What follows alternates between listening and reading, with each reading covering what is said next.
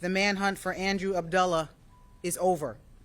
Less than 3 hours after the NYPD released his photograph to the public, Mr. Abdullah knew he had nowhere left to run.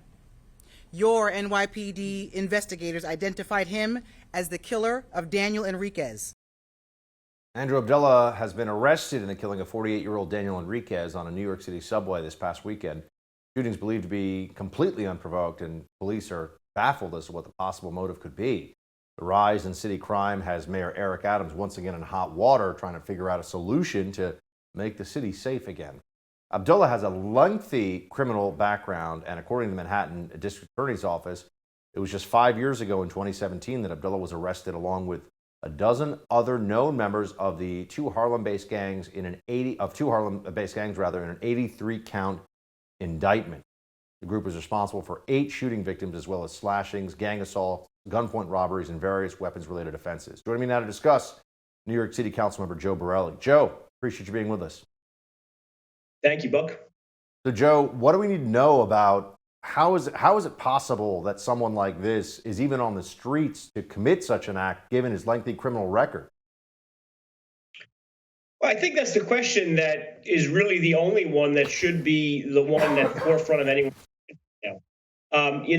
We probably can't ever totally prevent random shootings. I mean, that's a reality that most people don't want to think about, but we can't prevent. There's no police force that can get in the mind of others and predict when something like this happens. But the thing that does limit risk is when we take people who we know to have used guns in the past, we know have a propensity to use guns because they've been arrested multiple times, and we keep those people from being on our streets. That's what didn't happen here with this perp. This is someone, as you pointed out, in 2017 was indicted and arrested in a major case.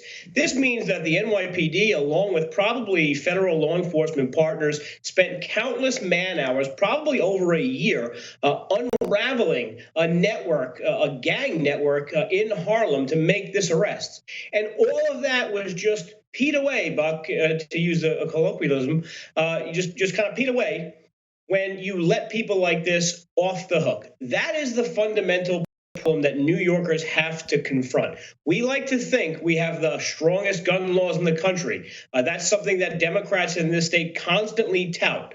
But gun laws that aren't enforced with mandatory minimums, when you have people carrying illegal firearms, people who have been involved in shootings before, people on probation from those shootings, then what is the point of having gun laws in the first place? Mayor Eric Adams, to me, doesn't seem like he's doing a good job at all as a resident of the city. I know you're a resident of the city as well, Joe. And here he is trying to tell everybody that, they're doing their job despite the rise in crime that continues even while he's in office. I mean, it's been going up even since he became the new mayor. Watch this one. We lost a fellow New Yorker, one of the good guys. We're doing our job, I say over and over again.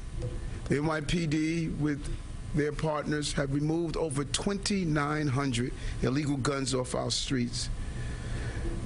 As soon as we place them on, more return with bad guys who feel comfortable enough, even after we arrest them, that they can come back out and wreak havoc on our city.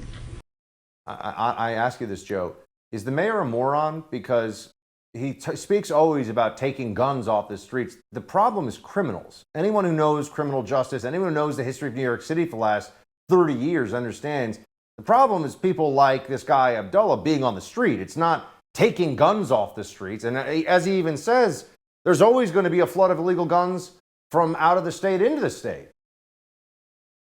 Well, that's the big fallacy, right? I mean, when you talk about taking guns off the street, great, it's a number. But look at the 2021, the year-end statistics. The NYPD confiscated and made arrests in 4,500 gun collars. Over 2,000 of those cases are still open, meaning they're still pending trial, they're still being delayed, they're still being worked through the court system. All the while, those 2,500 arrestees are still out on the streets.